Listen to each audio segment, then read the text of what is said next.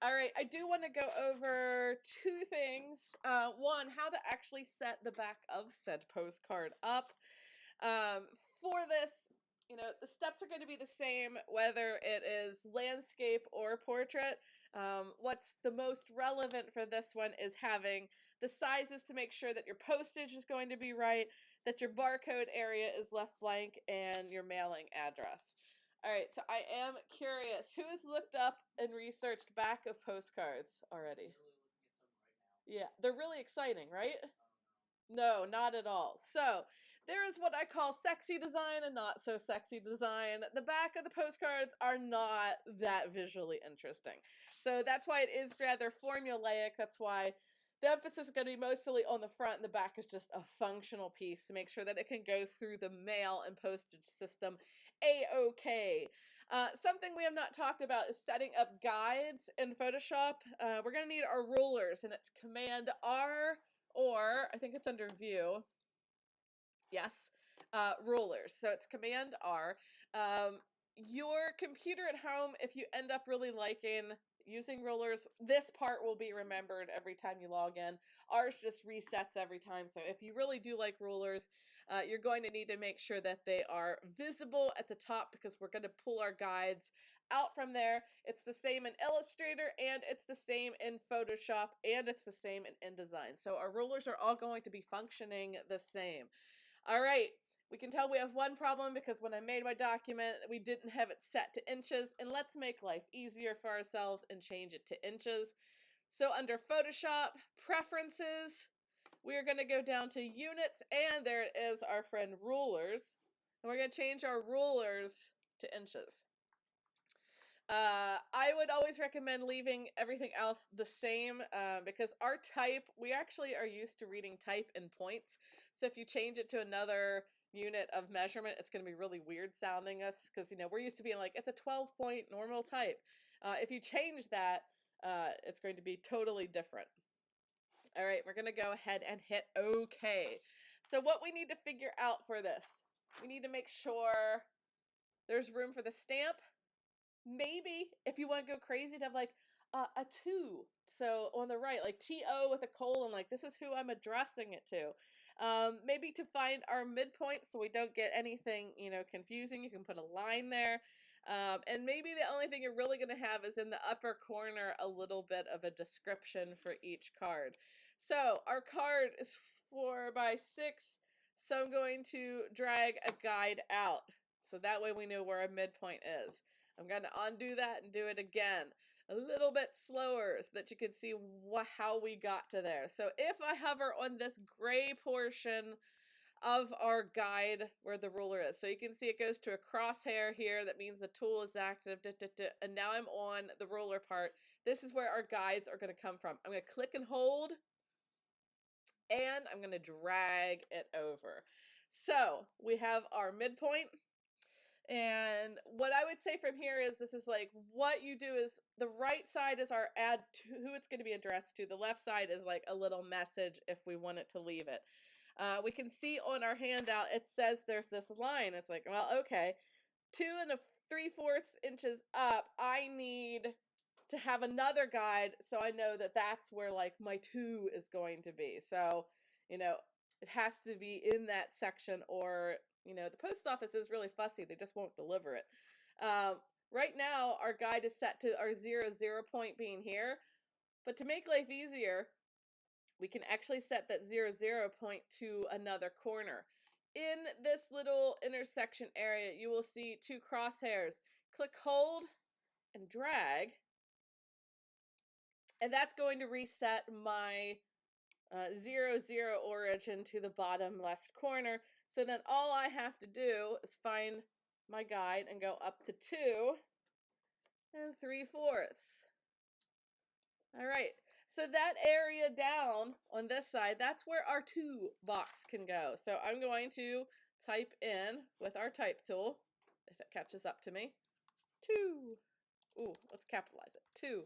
So literally, that's all you have to probably even have. You don't even have to type that, quite honestly. Just put something over there. It's like 2, and then the people will know to address it. I would maybe consider having a description of some sort about what's happening in your postcard. I would not have it at the 12 point. I would take it down more like an 8 point. So 8 point is, in theory, with an asterisk on this, the smallest that is comfortable to go. Anything below 8 point is going to be a little bit illegible. Now, when it actually is used for that asterisk, sometimes it can dip to like a 6, sometimes a 5. Now, it's going to be almost illegible at that stage, but these are like the car ads.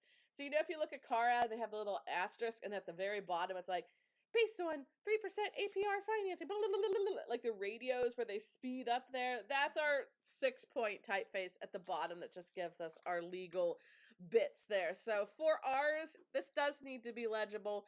8 point would be the smallest. I would go with that. Now, if you want to be hyper paranoid and make sure that this area is going to be a-okay, you can go ahead. Well, we would probably just reset our origin point again, drag it to the right corner, and we would say, all right, so we're going to need guides for our stamps. There we go. 0, 0 is now in the top right, and 1 1/4 clearance to 1 1/4. So we already had that line. So this is where our stamp could go. Now, some cards you're going to see have, let me open up our friend Firefox. So if we were to look at the back of the cards, you can see some places, postcard back. You know, maybe you want to put the little stampy thing here. You could do that. You would have to get the measurement of the stamp. This is a pretty normal, you know, here people do put some of that type, or the line, so that you can put the type there. You can see some have descriptions, some don't have descriptions, some write the word postcard, some don't have the word postcard. The more old-fashioned ones. So you can put room for a stamp. I would just Google, you know, stamp measurement.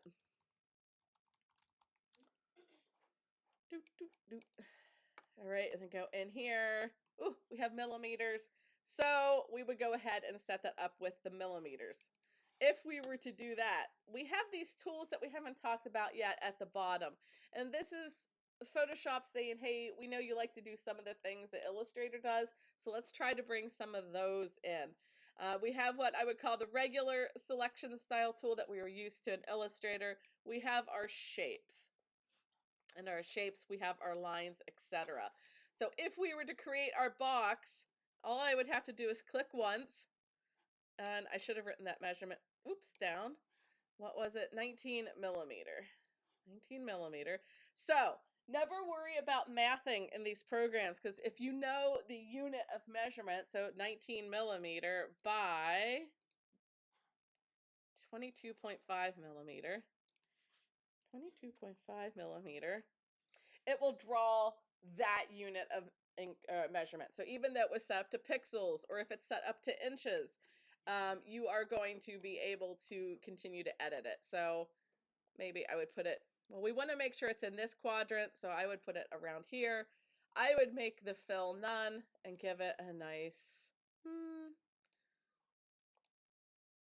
where's our grayscale? There we go.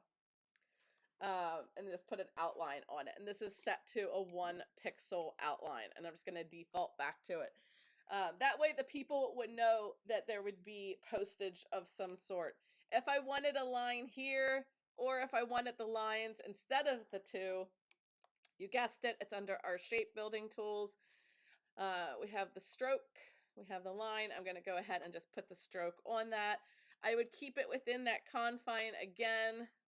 Just a nice, subtle, you know, we know it's going to be there, so we don't have to worry about that. Sometimes it doesn't like to show up even though it is there. If you think that's too grumpy, I'm going to show you a third way to do it. Old school Photoshop, there was no such thing as a line tool, so you would take the rectangle marquee, and that's way too thick. Let me zoom in. When I work, I have to zoom in. So you can see the lines there. It's just really, really faint. Or you can draw that shape. Please stop. All right, we're just going to make it really big. There we go. That's awful looking. Don't do that. But my mouse is being my mouse. and then you would just paint bucket whatever color you want in. So you can do it with the line, you can do it with the rectangle tool, or the marquee. It's going to depend on your work style for that. And you might be like, wow, that looks really plain. Yes, welcome to the back of postcard design. Some things just aren't going to be that exciting visually. So what I would say is focus on one for this, just getting the formatting right, and playing around with like a readable type that you're going to be able to have a little bit maybe more fun with. One other thing that came up in the other class, there we go. You guessed it. It's a cat demo for this one. How to dodge, burn, and sponge tool. So one person, I think actually they were in this group, but I don't think they're here today, wanted to have, and I'm sure you guys have seen it. It's like the poster with two little kids and the one kid's handing the rose and everything's in the grayscale but the rose. So this, you can use the sponge tool and desaturate everything but like a certain focal area. Dodging, and I'm just going to make it really big so that we don't have to like squint whenever we're viewing this. When you dodge, it's going to lighten up the area. So if I feel like this side of the cat needs a little bit more clarity for the ad or whatever it is I'm working on, I can just go and slowly start building up those areas. And I would maybe consider doing a couple passes over here. So in a traditional darkroom, you dodge and burn with like paper. So certain areas can get more emphasis and then other areas can get a little bit more dark. So if you want to lighten something, and you can see I'm just going over that paw, just giving a little bit of brightness. Now, I think those last two got a little bit weird, so I'd probably go up in brush size just a little bit because subtle and smooth is going to be better. And you can see I'm only functioning at 50%. You could actually take this down and make it even more subtle in its approach.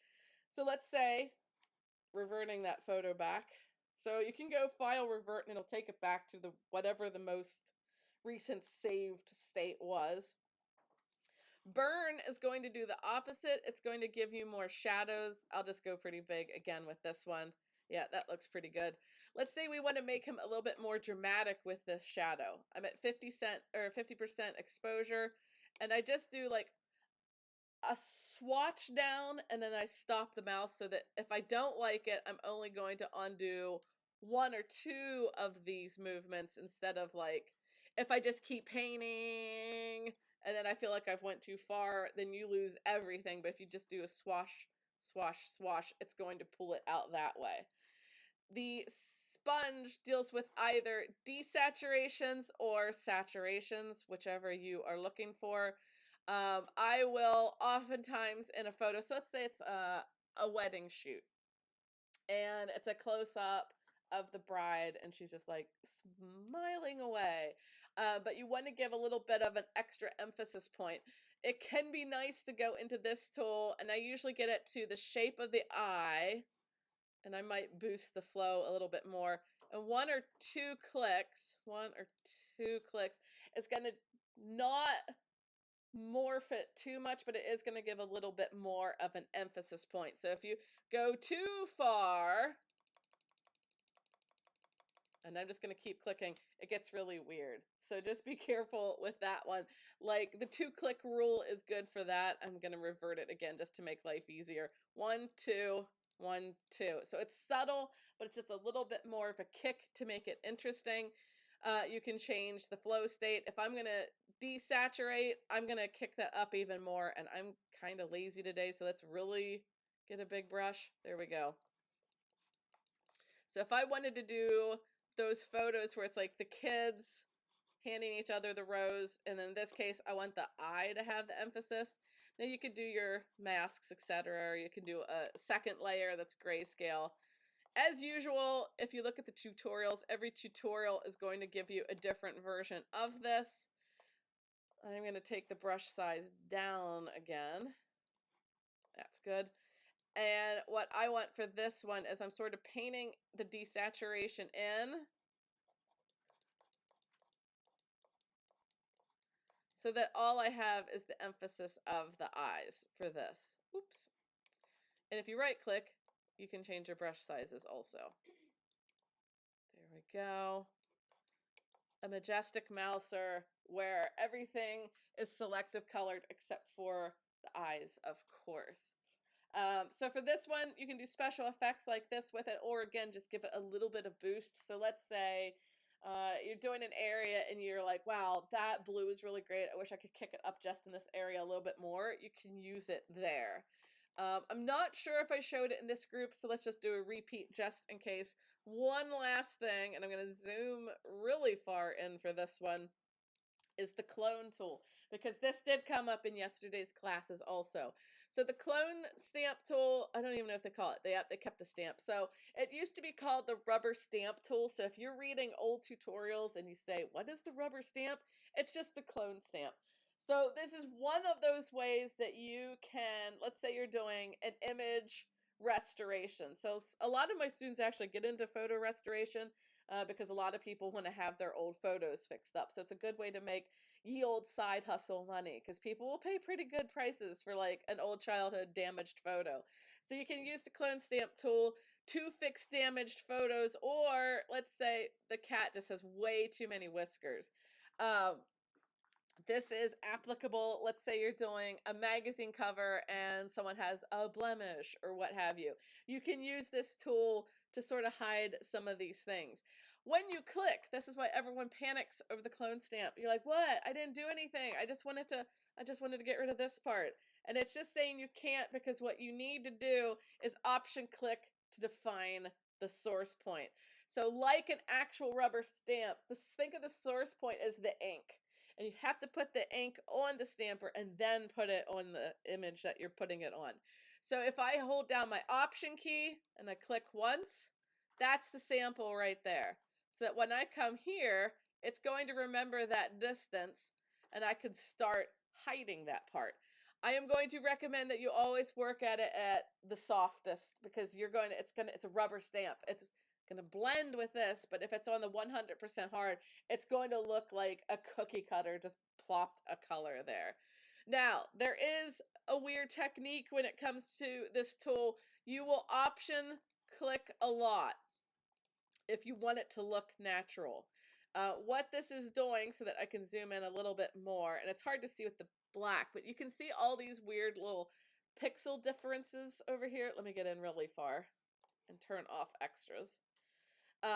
You can see these little bitmappy bits. So if I'm sampling from a broader area, it's going to pick up on those, and the photo is actually going to end up looking a lot more realistic. So instead of just like, let's say I sample here, I could, in theory, just paint with this and make this weird marking.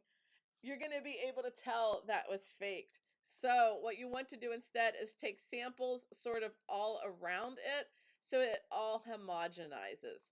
So if you have to, for some reason, your client's like, get rid of all those cat whiskers. Clients will ask for weird things. It might happen. You never know. And then you use your space bar to do the hand scoot scoot. And I'm just sampling, click, click, click. I'm not dragging this. I'm actually going click, click, click, so that I can have the ultimate control with this. Now, I'm just going to zoom out so we can see the whiskers are slowly disappearing. Photoshop does now have the content fill and all that. Yes, that will work, but sometimes it's kind of weird. So if you're someone who wants the absolute control over their edits, you're going to like the clone stamp tool way more. So we will be getting to that when we do more with the photo editing, but clone stamp tool actually might come in handy with some of yours. Maybe you're like, oh, I don't like this window here, or there's a bird in the sky and I don't want it. You can cover some of that stuff up. All right, rest of the time is yours. The nice thing with the postcard back, you set it up once and it's really just copy and pasting all of it and just changing info. So that part, really nice.